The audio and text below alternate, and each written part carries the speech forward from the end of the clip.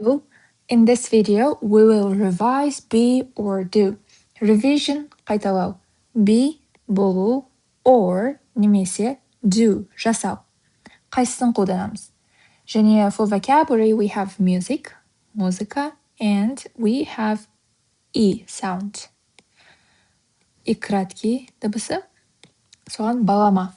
Ағылшын тіліндегі дыбыс и дыбыстың таңбасы осылай болады. Транскрипцияда. The topic is music is changing their lives. Музыка өзгертіп жатыр олардың өмірін. What kind of music do you like? Қандай музыка сен жақсы көресің? R&B and hip hop. R&B және hip hop. We know what they are, right? And we have vocabulary, music. Listen and number the kinds of music 1 to 9. Can you name any other kinds of music in English? So we have 3.35 where you will listen to different kinds of music and you have to number this by the order from the music extract you hear from this recording. So let's now translate these types of music into Kazakh. Hip hop genre, rock genre. I think you guys know what they are translated into Kazakh. Classical, Latin, jazz, reggae, blues, тоже музыканың жанры heavy metal, ауырас pop, R&B музыкалары. What kind of music do you or don't you like? Қандай музыка сен жақсы көресің? Do you like болса, егер don't you like болса, сен жақсы көрмейсің. I like rock, but I don't like R&B. Осылай жауап береміз. Do the music quiz in small groups. Here is a music quiz. What kind of music are these people famous for? Қандай музыкамен for деп тұр. Мына адамдар атақты. Beyoncé. I don't know. Hip hop. Louis Armstrong. Jazz. Jay-Z. Reggae. Freddie Mercury. I don't know who he is. Queen. Seems like blues. Bob Marley, classical. To be honest, I'm not good at music, so I might be wrong. The second question, where are they from? Олар қай жақтан? Match the singers and bands to their countries. Әншілерді және группаларды сәйкестендір олардың елдеріне дейді. Coldplay. Oh my god. Because I don't know them, so I'm gonna go with the USA. I'm not sure. Rihanna. Well, Rihanna is USA, isn't she? Placido Domingo. Well, I don't know. Black Eyed Peas. I guess it's Britain. U2. I have no idea. Fool's Garden. To be honest, I don't know anything about these bands or singers. But let me translate these countries to you. Germany, Germania, Ireland, Irlanda, Britain, Britannia, Barbados, аралы, Spain, Испания, the USA, Америка Құрама Штаттары. Whose music do you hear in the soundtrack of these films or shows? Кімнің музыкасын сен естисің? Мына саундтректе, мына фильмдердің немесе шоулардың We Will Rock You деген біз кімнің өлеңі соны табамыз. This is it. Yellow Submarine, Amadeus, Mamma Mia.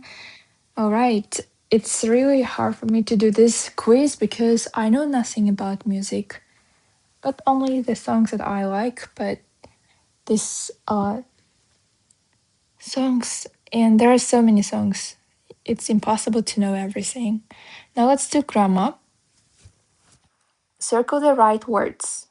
дұрыс сөздерді дөңгелекте. What kind of music are you listening to? Бізде етістік бар, listen деген. Демек, бізге сұрау сөйлем жасау үшін көмекші етістік do қолданамыз біз. Present simple'да, осы жақта. Do you listen to? I'm not like hip-hop. Бізде етістік тағы бар. Болымсыз сөйлем жасау үшін тағы біз do'ды көмекші етістікті қолданамыз. I don't like hip-hop. Do you play in a band? Play етістігіміз бар. Сұрау сөйлем жасау үшін do'ды қолданамыз. Do you play in a band? Сен группада ойнайсың ба? She isn't listening to you. Енді қараңыздар, бізде етістік бар, бірақ етістікте ing бар. Біз бұған дейін present continuous өткен болатынбыз. Present continuous жасау үшін етістіктер to be және де етістік өзі ing жалғанады. Яғни мен қазір сөйлеп отырмын. I am talking. Қазір сөйлеп отырмын. Мұндағы am бізде to be. To be'дің негізі 3 түрлі формасы бар. Осы жақта am, is, are. Am, I мен қолданылады, мен деген сөзбен, ал is, he, she, it мен қолданылады. We, you, they, олар are мен қолданылады. Және етістігімізге ing жалғанады. Сондықтан мұнда are болады. Ой, бұл жерде емес. Мұнда she isn't listening to you. Ол сені тыңдап тұрған жоқ. From деген сөз ол етістік емес. Демек, етістік жоқ болған кезде біз сөздерді байланыстыру үшін to be'дің өзін қолданамыз. To be өзі эмиза болып келеді осы жақта. Coldplay қай жақтан деп сұрақ қойып тұр. Where are Coldplay from? Okay, let's go to page 134 to learn more about be and do and practice them. So, there it is. I think I went to a wrong page. So, let me quickly scroll up. Here it is. Hi, I'm Jim.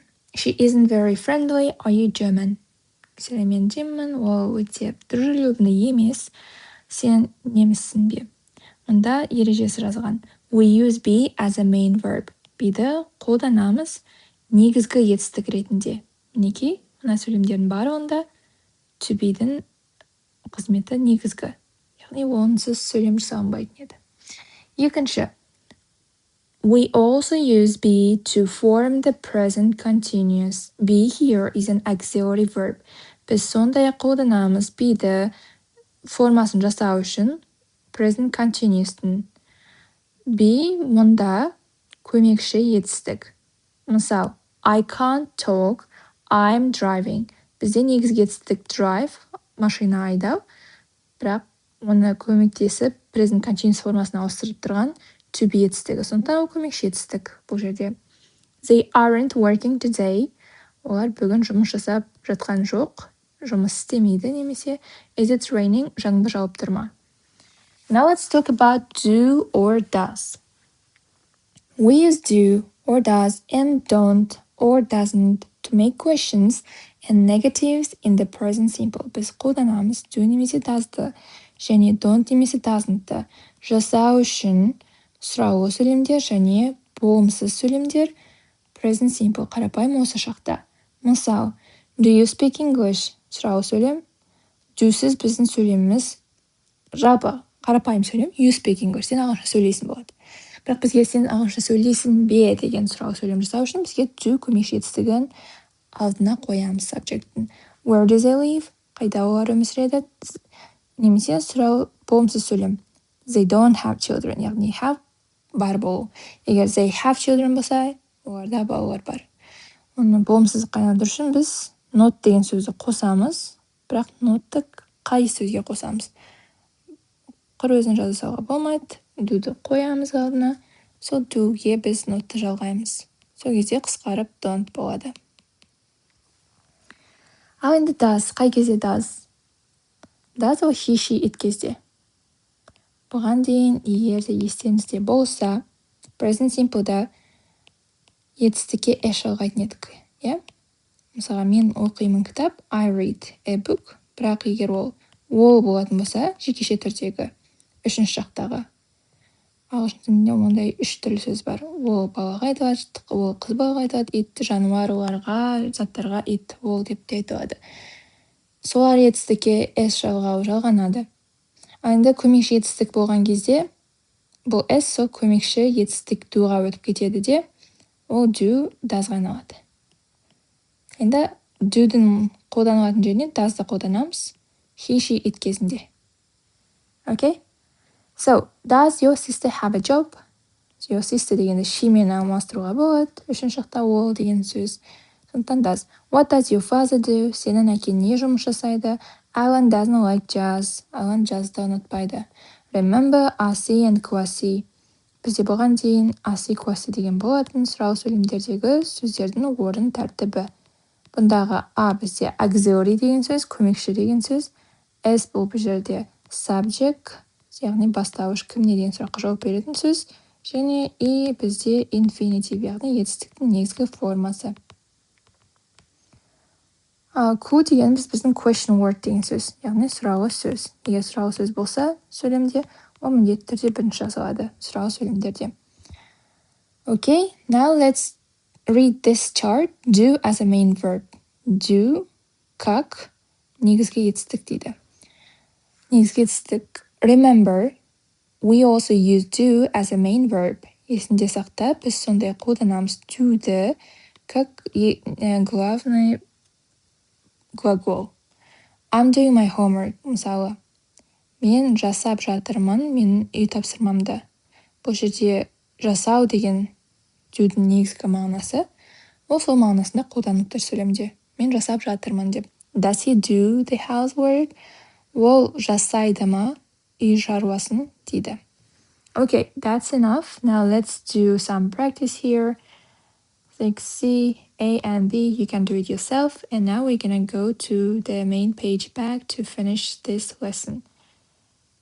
We have pronunciation now. Listen and repeat the words and sound. Yacht.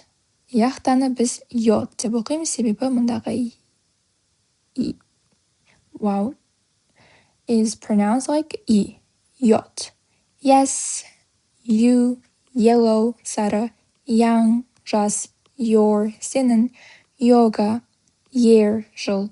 Hidden E sound. Some words with the U, long U sound spelled with U or U also have a E sound before the U. For example, music.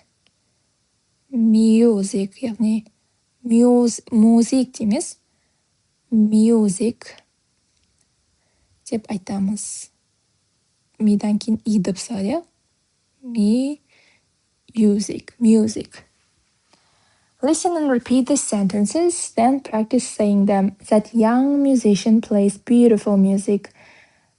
Анау жас музыкант ойнайды әдемі музыка. He usually uses a yellow pencil. Ол әдетте қолданады сары қаламсап. The new students start in January this year. Жаңа студенттер бастайды қаңтарда бұл жолы дейді.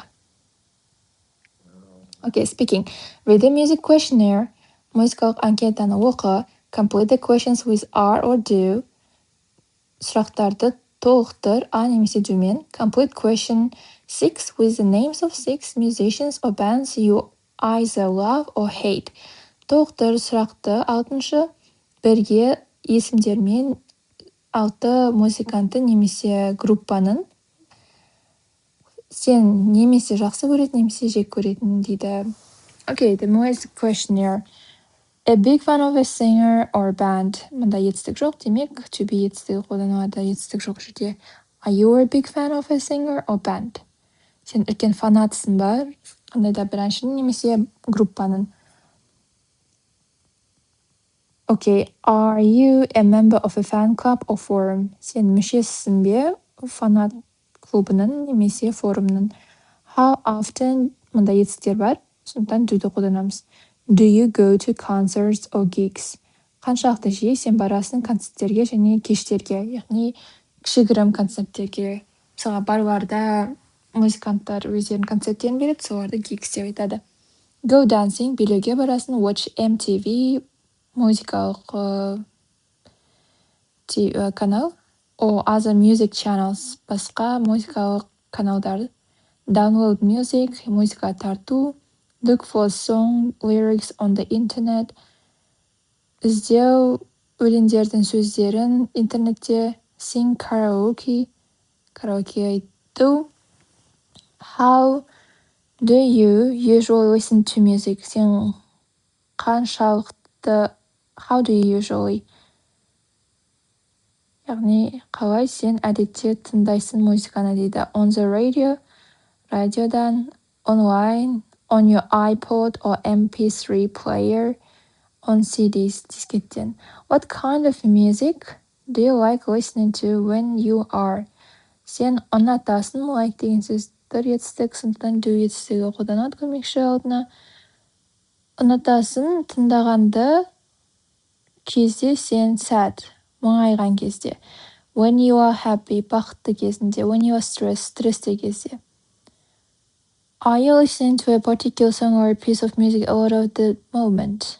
Яғни сен тыңдап жүрсің бе белгілі бір әнді немесе бөлігін музыканың көбірек қазіргі кезде деген сұрақ. What do you think of? Сен не ойлайсың? Male musicians, яғни ер музыканттар. Female musicians, әйел музыканттар. Сұрақ, what do you think of male musicians дейді. Олар туралы не ойлайсың деген сұрақ. Okay, and bands, группалар. Giving opinions. Opinion деген пікір. Пікірін беру, білдіру. I like him, маған ол ұнайды. I don't like her, мен оны ұнатпаймын, жақсы көрмеймін. I think they are great. Мен ойлаймын, олар керемет, fantastic, they are okay, болады. They are not bad, жаман емес. They are awful, олар ужасно. Terrible, ужасно.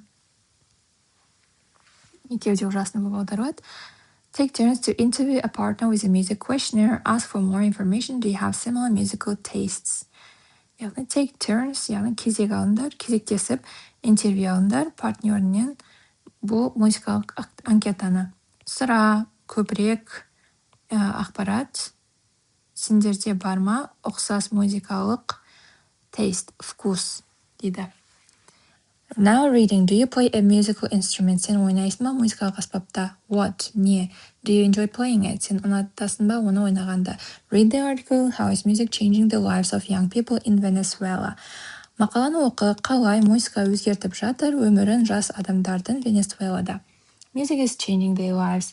Inside the concert hall, a top orchestra is playing brilliantly.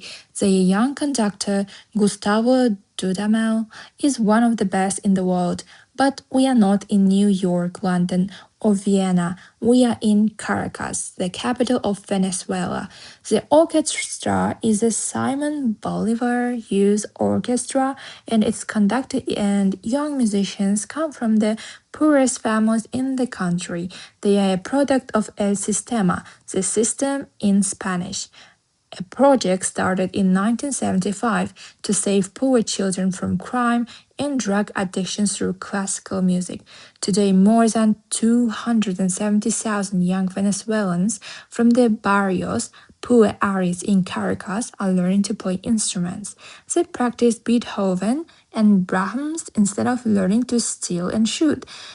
Gisela, aged 11, says, I'm learning the viola because I want to escape from the barrio. In Venezuela now it's cooler to like Strauss than salsa. Edgar, 22, who plays in the orchestra, says sometimes when we finish late, I stay in town. It's dangerous to go home at that time, but now most of my friends are here. We are a family as well as an orchestra. Dudamel is now also the musical director of the Los Angeles Philharmonic, one of the USA's top orchestras, but he returns frequently to Caracas to conduct. I miss my orchestra, but I will never leave them, their family, he says. And now let's translate. Ішінде концерт залының топ оркестра ойнап жатыр. Керемет. Brilliantly. Олардың жас композиторы, яғни кондактор, дирижерді кондактор дейді. Густаво Дудамел бірі үздіктердің әлемдегі. Бірақ біз Нью-Йорк, Лондон немесе Венада емеспіз. Біз Каракастамыз, астанасы Венесуэланың. Оркестра Симон Боливар Юз жастары оркестрасы, and its conductor және оның дирижері және жас музыканттары келеді кедей отбасыдан елдегі. Олар өнімі системаның, испан тілінде система жүйе деген сөз.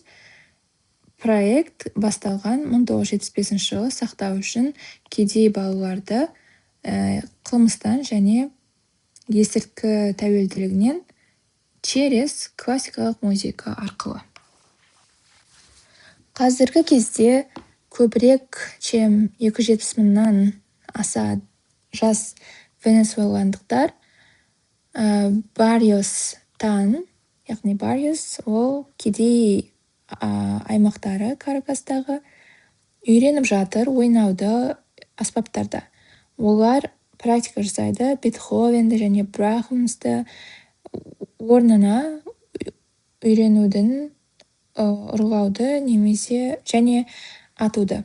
Яғни ұрлауды және атуды үйренудің орнына олар практика жасап жатыр Бетховенді және Брахмды.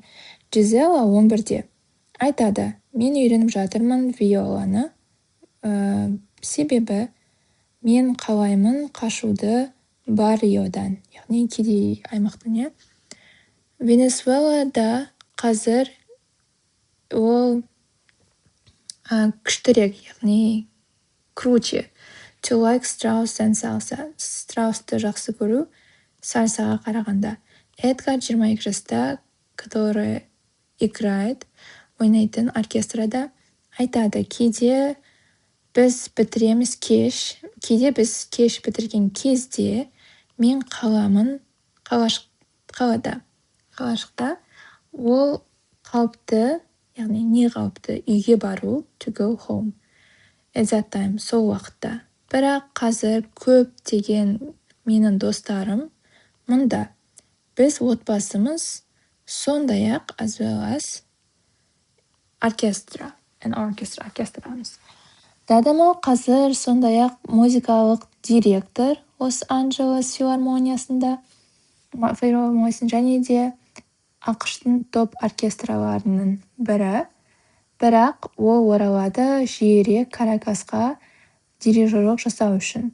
Мен сағынамын менің оркестрамды, бірақ мен ешқашан тастамаймын оларды. Олар менің отбасым деп ол айтады. Okay. Look at the highlighted words with a partner essay meaning.